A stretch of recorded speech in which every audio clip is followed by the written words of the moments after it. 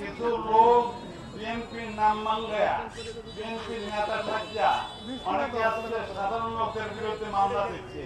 এদের বিরুদ্ধে আমাদের অভিযোগ, এই মামলা আমি যার জন্য প্রশাসনকে বলছি যে এই মামলা কার কথা আপনারা নিলেন, কার কথা নিলেন, এই মামলা তদন্ত করে দেখবেন।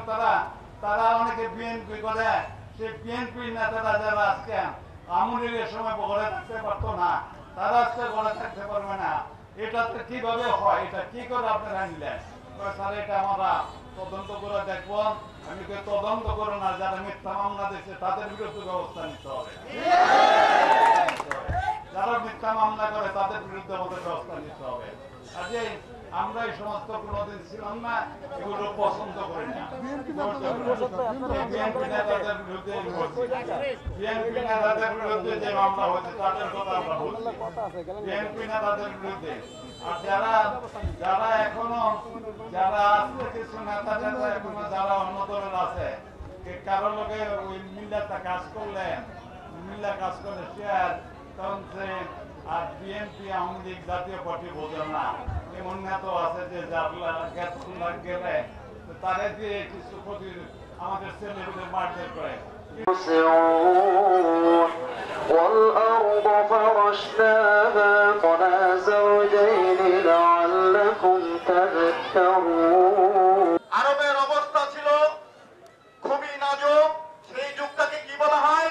রাসূল নবী সাল্লাল্লাহু আলাইহি ওয়াসাল্লামকে সবচেয়ে বেশি যে দুজন ব্যক্তি জাতীয়তাবাদী দল বিএনপির নির্বাহী কমিটির অন্যতম সদস্য, সাবেক প্রতিমন্ত্রী অধ্যাপক, বাংলাদেশ জাতীয়তাবাদী দাবি দল কেন্দ্রীয় কমিটির সংগ্রামী আবু লাহাবের আগে আওয়ামী লীগের আগেও বিএনপি আমাদের প্রাণ। বিএনপি অনেক মামলা, অনেক মোকদ্দমা, অনেকে বাড়ি করে থাকতে পারবে, অনেকে আজকে দেখছেন যে আপনাদের জানেন আল্লাহর ইচ্ছা সব আমাদের চেয়ারপারসন বেগম খালেদা জিয়া এবং ভারপ্রাপ্ত চেয়ারপারসন করতে হবে। প্রতিশোধ নয়, ভালো আগামী নির্বাচনে আমাদের জন্য প্রস্তুত থাকতে হবে।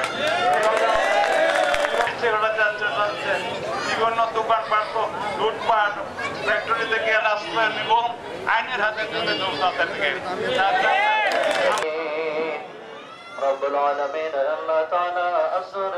আল্লাহ হাফেজ। বাংলাদেশ জাতীয়তাবাদী দল জিন্দাবাদ। তাই না?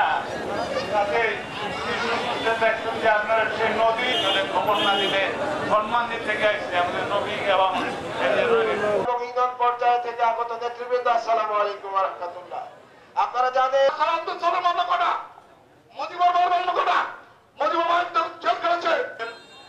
সম্মানিত প্রধান অতিথি, সোনারগাঁয়ের যারা আজকে আমলের সময় ঘরে থাকতে পারতো না, তারা আজকে ঘরে থাকতে পারবে না।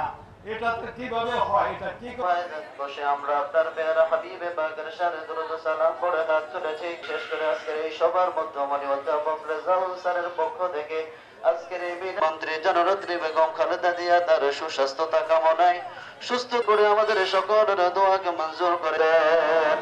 আয় আল্লাহ তাআলা, নেতৃবৃন্দ যারা